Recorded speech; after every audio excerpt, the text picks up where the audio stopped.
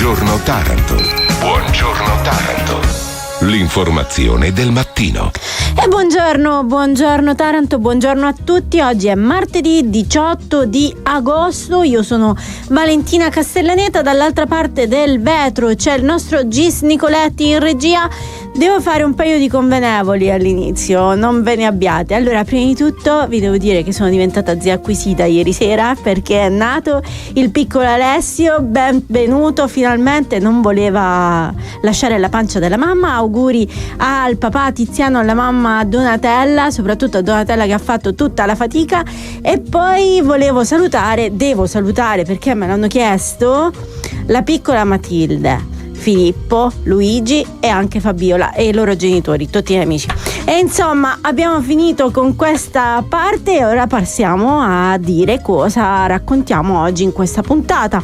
Partiamo dalle bonifiche del Mar Piccolo, perché sono terminate con diversi giorni di anticipo le bonifiche del Mar Piccolo nell'ambito del CIS. Però a parlare oggi con noi saranno i mitilicoltori, per voce di Francesco Marangione, perché loro chiedono presidi, chiedono cassonetti, chiedono pulizia quotidiana e quindi manutenzione, che insomma è la cosa minima, altrimenti tutte le bonifiche fatte e le pulizie del Mar Piccolo non saranno servite a niente. Fra poco saremo nella stessa situazione, perché altrimenti i mitilicoltori e pescatori dovrebbero riportarsi tutto a casa, ecco. E poi parleremo di un'installazione artistica che si chiama Luci Lontane. Avremo ospite in puntata in studio l'artista Lorenzo Montinaro, un artista che ha esposto le sue opere, ha un'opera esposta alla Biblioteca degli Alberi di Milano, un ragazzo tarantino molto talentuoso. E questa installazione artistica rientra nelle installazioni dei Giochi del Mediterraneo. E poi la rubrica Arte di oggi parleremo con Stefania Castellana della Concattedrale Gran Madre di Dio. Ma adesso passiamo alla nostra rassegna stampa e partiamo dal Nuovo Quotidiano di Puglia, che oggi in apertura ha i Giochi del Mediterraneo. Lo sappiamo ragazzi, manca pochissimo, venerdì si inizia e se vuole Dio, come ci siamo tolti davanti Ferragosto, ci terremo anche i giochi. Ma no, non è vero, non vedo l'ora, un fermento straordinario. E allora, giochi, tocca ai primi atleti, la nave bis da oggi al porto delegazioni e squadre, domani attracca la storica Palinuro. Con l'arrivo ieri nella base navale della nave Romantica si è completato il viaggio mediterraneo che ospiterà gli atleti dei Giochi del Mediterraneo Taranto 2026. Le prime delegazioni sono in arrivo da oggi in vista dell'avvio della manifestazione di venerdì. Domani arriverà in città e attraccherà nel canale navigabile davanti a Castello Aragonese la nave Palinuro, una nave bellissima. Con Nuovo Quotidiano di Puglia in prima pagina ha anche una fotonotizia che riguarda il caldo estremo, l'estate più calda dai roghi ai malori, bilancio da paura. E poi ancora la regione futura come brand, pronti 4 milioni per eccellenze, ancora rischio Colimena, rischio crollo, chiuso il ponticello e le spiagge, ore proteste. E poi si torna a parlare della questione del lupo, che i bambini, caccia aperta anche con i droni, ne torna il Barese, a Noi Cattaro ne parlano anche gli altri giornali. E infatti c'è un editoriale sulla prima pagina della Gazzetta del Mezzogiorno, lupi, rifiuti e favole metropolitane. Ma la Gazzetta del Mezzogiorno apre con la sanità al bivio, liste d'attesa da settembre, blocco a chi non si presenta, io anziana rinviata al 2030 per una risonanza urgente. E poi si parla della ZES, con o senza la ZES la lentocrazia è il male dell'Italia, un'analisi a vita di Gianvito Mastroleo. Corriere del Mezzogiorno che apre con il lupo di Noi Cattaro, allarme lupo, caccia con i droni, la madre della bimba ferita, non si sta facendo abbastanza. E ancora l'edicola del Sud, anche qui il lupo, lacci di cattura e droni in azione con la termocamera per stanare il lupo di Noicattaro. E ancora aeroporti di Puglia, spunta il Moody's per Grottaglia e il Mimit aspetta De Caro, serve subito il piano degli scali regionali prima di andare in trattativa con i grandi player. Intanto dal Ministro dei Trasporti filtra anche sull'Arlotta il provvedimento è ancora aperto. Giochi del Mediterraneo anche sull'edicola del Sud, Giochi 2026, tutto pronto per la partenza. Oggi, come abbiamo detto, ci sarà la festa di accoglienza degli atleti sulle 2 navi che potete vedere fuori dalla base navale, si vedono benissimo, sono enormi, Aroia e Romantica. Ci sarà la cerimonia, una festa di accoglienza degli atleti. Ieri sono arrivate le prime delegazioni, anzi credo che siano arrivate tutte le delegazioni, hanno fatto, espletato le loro convenevoli e oggi si andranno sulle navi. sarà aperto il villaggio dello sport degli atleti e da domani si comincia. Domani ci sarà le prove generali, poi ci sarà una manifestazione in cui sfileranno tutte le delegazioni e sarà aperto il fan village. Ragazzi, sono cominciati e noi adesso ci fermiamo, perché quando ci torniamo cominciamo anche noi con i nostri approfondimenti e parliamo di Mar Piccolo.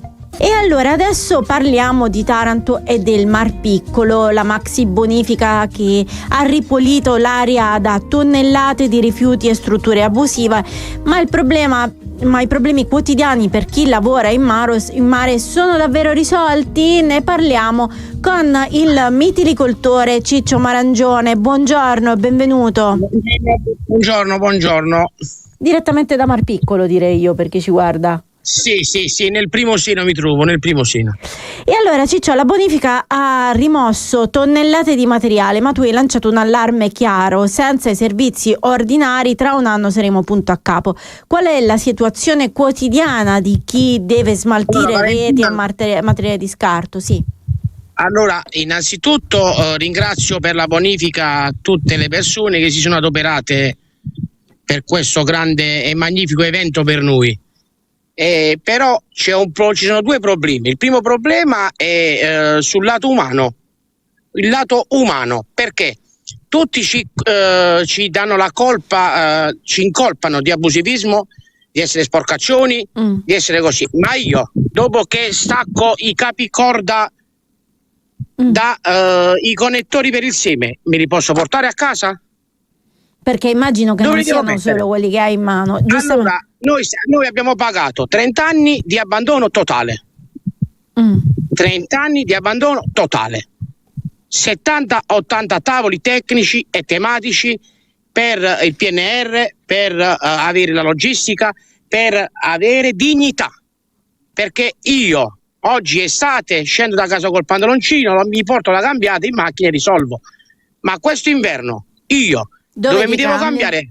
Quindi e servono. Poi noi paghiamo 5.000 euro di concessione all'anno. Ma qua stiamo parlando di persone che pagano 5.000 euro di concessione all'anno. Chi la paga a Taranto? Nessuno la paga. Quello è il punto, è questo. Quindi hai parlato sia che del rischio che si formino nuove montagne di reti. Sì, ma certamente, perché io non mi posso portare a casa tutto questo materiale che sono connettori per il seme. Non è rete da cestinare. Questi sono connettori che costano una bobina 125 euro. 30 kg costano 125 euro. E io non posso portarmela a casa dopo che io ho aperto i connettori e recuperato il seme. Quello è materiale che avrebbe bisogno di essere accatastato in appositi alloggi. E questo è il problema. Cioè, si decidono di sistemare una volta per sempre queste coste e dare dignità a chi attualmente a Taranto fa parlare di Taranto solo in bene. L'agricoltura di Taranto quest'anno ha fatto parlare di sé in tutto il mondo. Non c'è stato prodotto in tutto il mondo paragonabile alla tarantina. Quindi Francesco, e noi che cosa facciamo? e noi veniamo abbandonati. Valentina, è la realtà, è la dura realtà. Senti Francesco, se dovessi, perché il commissario delle bonifiche, il responsabile delle bonifiche, cioè del CIS, hanno fatto la pulizia dell'area, però quello compete a loro. Un grande applauso all'onorevole Iaia, al commissario all'amico Francesco Posa, che si sono adoperati per Ma adesso se dovessi fare un appello diretto al comune, diciamo che è l'ente che si deve occupare di questo, considerando che presto dovrebbe partire il progetto del SIAB, quali sono le necessità dei mitilicoltori e dei pescatori, soprattutto nella seconda seno del Mar Piccolo? Allora, nel secondo seno del Mar Piccolo, dal mio punto di vista, ci vuole demolizione di moli inutili che danno solamente problemi alla circolazione e alle correnti delle acque, e ristrutturazione dei moli assegnandoli con regolare gara, oppure adopponendo il nuovo sistema per il rilascio delle concessioni, perché la mitilicoltura è uscita dal Bolkestein, molti non lo sanno, ma è così. Le concessioni per mitilicoltura e acquacoltura vanno ad opponendum, ok? È una cosa che realizzammo con il vecchio Demagno, gli amici che stavano all'epoca a via Paisiello, non mi vengono i nomi. Vabbè, quindi servono i moli, servono quindi, da quanto ho capito, luoghi bisogna assegnare i moli. Bisogna assegnare i moli, perché in modo che se su quel molo viene fatto un reato, viene fatto qualsiasi cosa che non lo consente la legge, è facile rintracciare la situazione. Invece se tu assegni i moli a concessionari, su quel molo stai tu, quindi gli altri non possono entrare, quindi di conseguenza su quel molo entreranno solo autorizzati e quelle cozze vanno tutte tracciate. E questo è il problema. Quindi ripetiamo, moli assegnati, cassonetti per poter gettare quello che avete la necessità di gettare, e soprattutto degli spogliatoi, spazi dove potervi cambiare e riporre l'attrezzatura. Compatibile con il parco regionale del Mar Piccolo. Noi certo. Non chiediamo di mettere cemento, di mettere quello. Noi chiediamo al comune, o ci danno le autorizzazioni, li compriamo noi, perché Valentina, a noi mitilicoltori non ci ha aiutato nessuno. Non credete che i fondi vanno aiutato i mitilicoltori, che i mitilicoltori hanno avuto il 5% di quei soldi. Siamo attenti, siamo molto attenti. Grazie Ciccio Marangione. Sì, Ciccio, ti ringrazio, poi ne parleremo, magari vieni in radio la prossima volta e ci raccontiamo bene tutto. Io ti ringrazio perché il popolo deve sapere la dura realtà dei mitilicoltori a Taranto, la deve sapere il popolo. E noi gli diamo sempre molto spazio. Grazie Ciccio Marangione per essere stato con noi. Un abbraccio a tutti voi di cuore e grazie sempre per la considerazione. E noi adesso ci fermiamo e quando torniamo parliamo di arte. Bentornati, chi ci guarda in TV saprà già che non sono più sola, con me c'è Lorenzo Montinaro, giovane artista tarantino che espone un po' in tutta Italia, possiamo dire? Sì, perché abbiamo invitato Lorenzo? Perché è tornato a casa per una mostra a Palazzo Pantaleo che si chiama Luci Lontane e che sarà inaugurata oggi. Sì, oggi pomeriggio alle 18:30. Alle 18:30, di che cosa si tratta? E soprattutto non sei solo, hai usato un archivio particolare. Sì, esatto, un archivio particolare che per me ha anche un significato abbastanza importante, nel senso che è un archivio fondato da Giovanni Talamo, che è un mio carissimo amico, che è Archivio Ritrovata, che si occupa di digitalizzare filmini di famiglia, VHS, Super 8, delle famiglie prima tarantine, ora anche pugliesi, perché è un archivio che poi ha subito proprio un ampliamento nel corso degli ultimi 2 anni. E quindi era nostra intenzione, mettere insieme la mia ricerca con il percorso di Archivio Ritrovata, tutti i miei lavori che hanno a che fare con il tema della memoria, in qualche modo, tutti questi interventi che vengono fatti sui miei marmi, che sono in realtà poi ex lapidi, che poi vengono scalpellate in modo da in qualche modo estrapolare parole più universali, ecco, che sono già all'interno di quel marmo. Quindi se già magari l'archivio in realtà tende a conservare per rendere visibile, La mia ricerca in realtà cancella per rendere visibile, quindi in qualche modo si incontrano in questo intermezzo che ci sembrava essere molto interessante. Perché spieghiamo bene, Archivio Ritrovata prende, comunque fa una ricerca attraverso i filmini delle persone, delle famiglie, ricostruisce un po' la storia della città e adesso anche della regione attraverso le piccole immagini di famiglia, che è una cosa molto bella. Invece Lorenzo dalla sua ha questa particolarità, nulla muore per lui, per l'arte, come le lapidi dei cimiteri, anzi hanno una vita nuova, tanto che Lorenzo ha creato un'opera dedicata a Liliana Segre che è nella Biblioteca degli Alberi di Milano, è ancora là. Sì, è proprio la cittadella degli archivi, che sì, è un lavoro che sta su una piccola collinetta a sinistra, che mi fu commissionato appunto per doveva essere un lavoro che insomma doveva parlare insomma dell'argomento del censimento degli ebrei del 38, che è un documento conservato all'interno di quell'archivio, quindi sì, diciamo mi trovo sempre poi a lavorare su queste soglie tra luce e buio, tra vita e morte, insomma tutto quello che intercorre nel mezzo, ecco. E allora noi adesso ci fermiamo un attimo per un po' di musica, quando torniamo entriamo nel merito di questa mostra, perché Palazzo Pantaleo non è stato scelto a caso, è parte dell'installazione. Veramente, certo, assolutamente. No, prego. E quindi adesso ci fermiamo un attimo e quando torniamo entriamo proprio nel raccontare questa installazione, perché io ho chiamata mostra impropriamente. No, in realtà è una mostra, quindi io penso che si possa fare le mostre anche con un solo lavoro, anzi. Bentornati su Radio Cittadella, su Taranto TV per chi ci guarda in TV. Come potete vedere c'è ancora Lorenzo Montinaro qui con me, giovane artista tarantino che espone un po' ovunque, e stiamo parlando di una mostra che si tiene a Palazzo Pantaleo a partire dalle 18:30 di oggi e fino al 4 settembre. Una mostra interessante, adesso spieghiamo un po' come funziona. Quindi ci sono queste proiezioni dei filmini di Archivio Ritrovata, dove? Abbiamo scelto una sala che ci sembrava la più intima, che fa parte appunto del palazzo, al piano nobiliare, e quindi ci sembrava appunto interessante anche utilizzare quello che si trova all'interno delle stanze, ovvero mobili, tutto quello che fa parte insomma del vecchio arredamento, e integrarlo nell'installazione. E quindi i video di famiglia che sono stati selezionati tra i tantissimi video che ormai Archivio Ritrovata ha riuscito insomma a custodire negli ultimi anni, vengono proiettati attraverso un processo di videomapping. Di questo ringrazio anche l'X-Tape, che insomma è una ragazza bravissima che ci ha aiutato.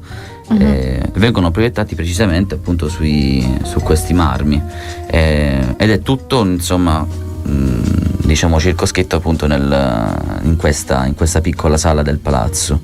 I marmi sono stati scelti casualmente, o per esempio io guardo un'immagine degli anni 70 con una data di nascita degli anni 70, quindi sono stati scelti è una pura casualità che ogni tanto capitano queste magie all'interno dei lavori, e devo dire che è la parte più bella anche di fare questo mestiere, perché ti capitano queste cose che non sono totalmente, diciamo, io non avevo previsto nulla.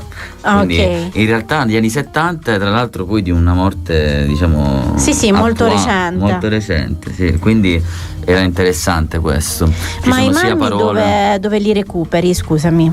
Allora, questi in particolare sono stati presi grazie all'aiuto di un marmista proprio di Taranto, Guarini, che diciamo ha appoggiato la causa, perché di solito c'è una certa difficoltà magari nel fare questo, però molti marmisti poi con cui collaboro vengono insomma agevolati dal fatto che dico che insomma tutta l'identità, no, del defunto, essendo ex marmi ormai dismessi o magari con degli errori, vengono scartati, e mi vengono dati sapendo che appunto la componente biografica viene completamente cancellata, quindi sì, per questo. E infatti ne vediamo uno con tutte le parole cancellate. Sì, quelle sono tutte fatte da me attraverso un processo minuzioso di scalpello e martello.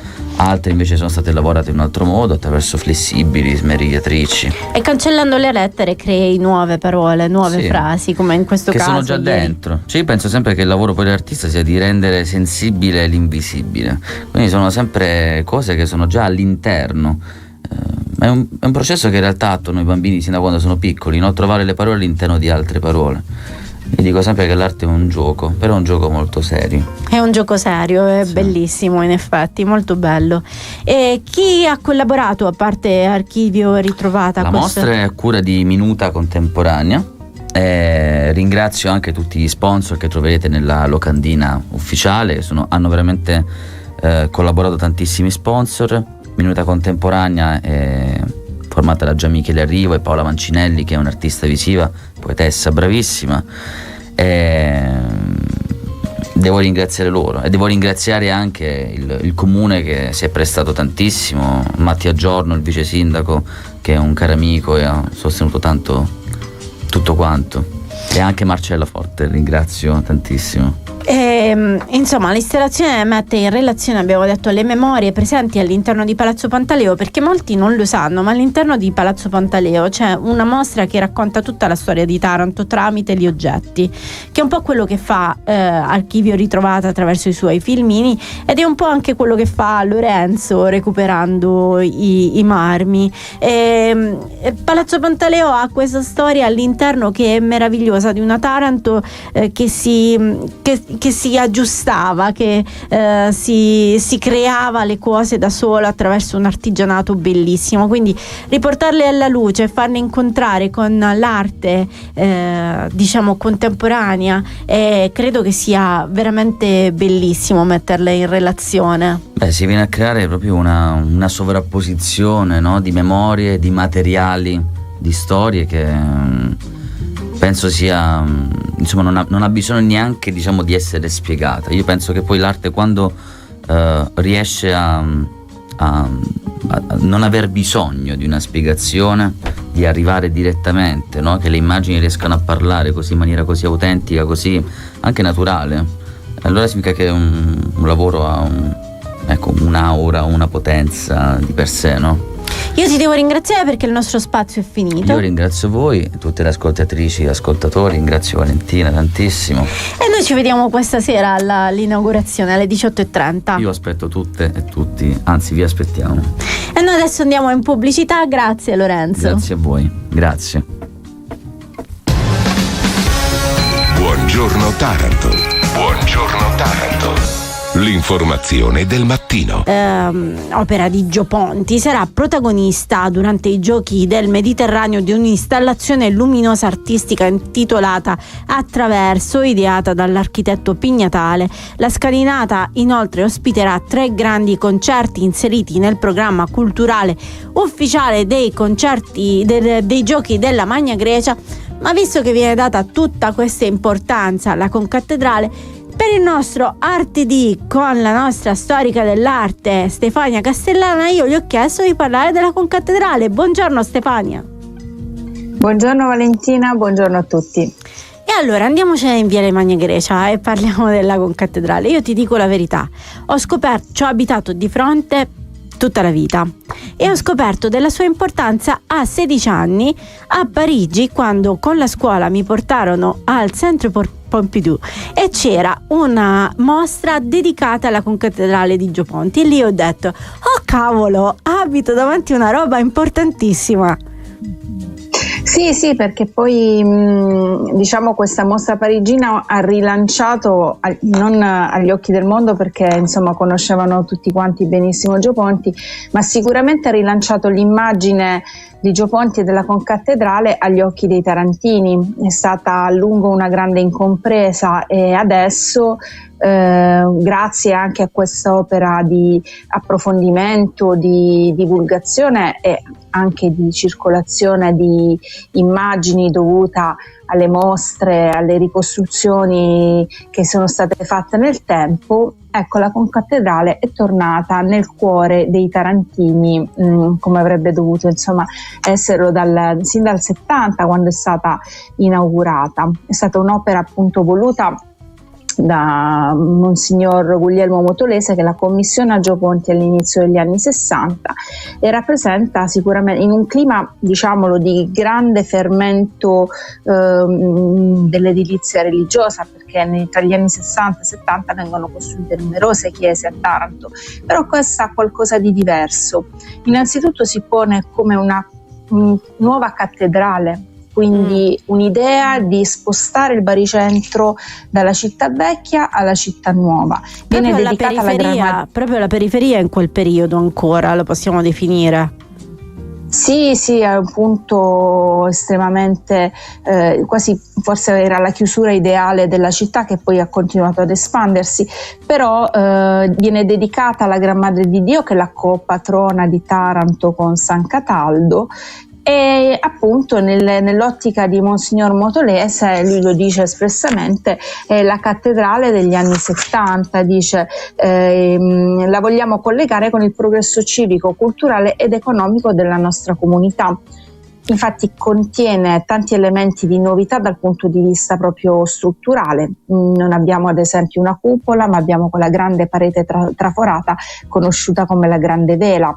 Sì, perché e ha questi elementi. Perché ha un significato molto particolare. La concattedrale è la barca di San Pietro, dove Gesù fa gettare le reti per pescare i pesci, e dice: io vi farò pescatori di uomini. Questo è il senso. Sì, è fortemente connessa alla tradizione anche marinara della città, perché è una vela, il mare, appunto quello che ricordavi dal punto di vista simbolico. Ad esempio anche uno degli elementi a cui che si nota un po' di meno sono le due grandi acquasantiere all'ingresso, sono due valve di tridacna, della conchiglia tridacna. Sappiamo che insomma l'acquasantiera è tradizionalmente rappresentata nelle forme di conchiglia, perché la conchiglia è un elemento un simbolo di purificazione, di resurrezione, no? Quindi le acquasantiere, le fonti battesimali sono generalmente in forma di conchiglia. La particolarità di questa della concattedrale sono due tridacna giganti provenienti da dono del Museo Bio Staras a Monsignor Motolese, utilizzate per fare appunto ogni valva per fare l'acquasantiera. Quindi c'è una forte connessione con il mare e con la tradizione marittima della città. Ci sono altre tre cose che mi sono sempre state a cuore, che mi sono sempre piaciute molto. Una è la Cappella dei Marinai, che si trova entrando sulla sinistra, e l'altra sono le due colonne che sono sull'altare, che hanno proprio due ancore, come dicevi tu, sulla loro punta, e poi c'è un bellissimo affresco dell'Annunciazione sull'altare. Sì, sono elementi, in particolare le ancore, la Cappella del Marinaio, ma anche il colore verde. La scelta del colore verde è collegata al fondale marino, mentre il bianco, l'intonaco bianco lasciato un po' grezzo, era insomma a memoria in qualche modo delle case, quindi un collegamento con il territorio, no? Con l'architettura del territorio. Il verde è proprio quello, invece il colore del fondale del mare, quindi con l'ancora, con la Cappella del Marinaio, con queste due grandi valve di conchiglia, e poi nella forma della vela, le vasche davanti che sono il mare, appunto connette incredibilmente a questo elemento per Taranto decisamente identitario del mare, e che lo è nel tempo, così come lo sono le conchiglie. Le conchiglie sono un elemento che veniva osservato con grande attenzione già da chi veniva a Taranto nel Settecento. Parlano delle conchiglie, non parlano ad esempio dei monumenti, perché era un elemento costitutivo del paesaggio. Per la seconda volta di seguito ci siamo trovati a parlare di un monumento che un po' piace, non piace, a me piace, agli altri non piace, chi se ne frega. Grazie Stefania Castellana per essere stata con noi. Continuiamo a fare i turisti nella nostra città e amare la nostra città. Noi ci vediamo martedì prossimo. A martedì, grazie a tutti. E noi invece, cari ascoltatori e spettatori, ci vediamo domani mattina sempre con Buongiorno Taranto, ma l'informazione di Radio Cittadella prosegue con i giornali radio, il telegiornale con Partecipiamo Taranto. Se avete segnalazioni inviateci una mail a segnalazioni@cittadellatv.it oppure un messaggio WhatsApp al 339 680 6868. Grazie a Gis Nicoletti che è stato in regia con noi e grazie a voi per essere stati con noi. Buona giornata e buon divertimento, ragazzi. Buongiorno Taranto. Buongiorno Taranto. L'informazione del mattino.